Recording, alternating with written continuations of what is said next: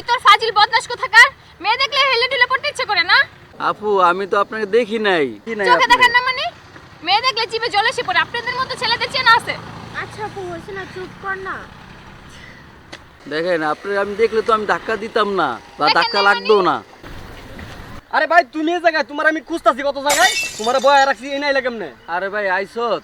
আপনারা কারা? আমরা কে মানে? আপনি কে? আমি ওনার ছোট ভাই, উনি আমার বড় ভাই। আপনার বড় ভাই একটা লম্পট ইতর, মেয়ে দেখলে খালি মেয়েদের উপরে হেলে ঢুলে পড়ে। কি বলেন? আসলে বিষয়টা কি বলবো আপু, আমার ভাই না অন্ধ, দেখতে পাই নাই। দেখেন আপু, একটা মানুষের বিষয়ে না জানি না বুঝা থাপ্পড় মারাটা আপনি ঠিক হয় নাই, কারণ আমার ভাই তো অন্ধ ছিল। আপনি কাজটা ঠিক করছেন? আজব, আমি কি করে বলবো আপনার ভাই অন্ধ? কেন কি করে বুঝবেন? দেখেন আপনি ধাক্কা কি ইচ্ছা করে খাইছে? আমি তো আপনার সাথে ধাক্কা খাই নাই, কারণ আমি দেখতে পাই। আমি ধাক্কা খাইছি আপনার সাথে?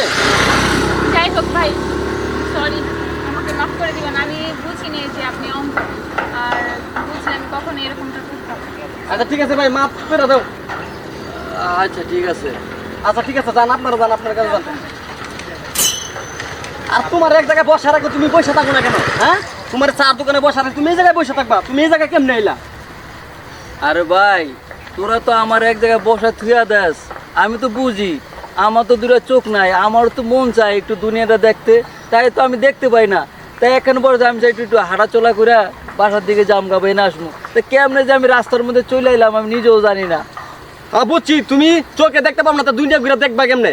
তুমি যখন হারা যেতে আমি তোমার খুঁজে পাইতাম। চলো বাসায় চলো। আচ্ছা ঠিক আছে ভাই, আর কোনো সময় এরকম ভুল করবা না।